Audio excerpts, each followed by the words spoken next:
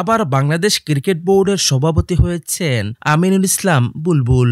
BCB নির্বাচন থেকে তামিম ইকবাল সরে যাওয়ায় সভাপতি পদে বুলবুলের জয় অনেকটা নিশ্চিতই ছিল, বাকি ছিল কেবল আনুষ্ঠানিকতা।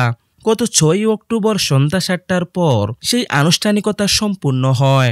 সভাপতি পদে বুলবুলের বিরুদ্ধে প্রার্থী ছিলেন না কেউ, তাই তো ফাঁকা মাঠে গোল দিয়েছেন বাংলাদেশ ক্রিকেট দলের সাবেক এই অধিনায়ক।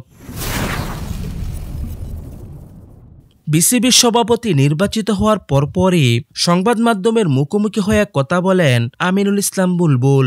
সেখানে প্রথমেই বুলবুল জানান বাংলাদেশের ক্রিকেট উন্নয়নের প্রেমে পড়ে গেছেন তিনি। সংবাদ মাধ্যমের মুখোমুখি হয়ে বুলবুল বলেন, বাংলাদেশ ক্রিকেটের উন্নয়নের প্রেমে পড়ে গেছি। অল্প সময়ের জন্য এসে যখন ছোট ছোট কাজ করতে শুরু করলাম, সাফল্যগুলো দেখতে পেলাম। সেই সাফল্য দেখার লোভ ছাড়তে পারিনি। দেশকে সেবা দেওয়ার লোভে আমি থেকে গিয়েছি।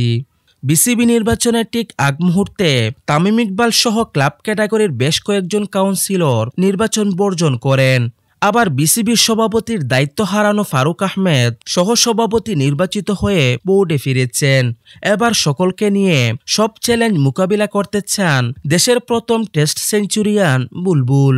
বিসিবির নবনির্বাচিত সভাপতি বলেন, শুরুতে একটা ঘোষণা দিতে চাই, আমরা সকলে দেশের ক্রিকেটে উন্নয়নে একসঙ্গে কাজ করতে চাই। কে বোর্ডে আছে কে নেই এটা বিবেচনা না করে সকল অংশীদারকে একসঙ্গে কাজ করার আহ্বান জানাবো। দেশের ক্রিকেট এগিয়ে নিতে প্রয়োজনে আমরা তাদের কাছে যাব। নির্বাচনের আগে সব দেশে সব জায়গায় সব সেক্টরে কিছু বিতর্ক হয়। আমরা বিশ্বাস করি গঠনতন্ত্রের মধ্য থেকে নির্বাচন করেছি। এদিকে বিসিবির নবনির্বাচিত সভাপতি 7 অক্টোবর প্রথম বোর্ড সভা ডেকেছেন। দুপুর 12টায় অনুষ্ঠিত হয়েছে সেই সভা। তবে সবাই কি আলোচনা হয়েছে সেটা এখনো জানা যায়নি।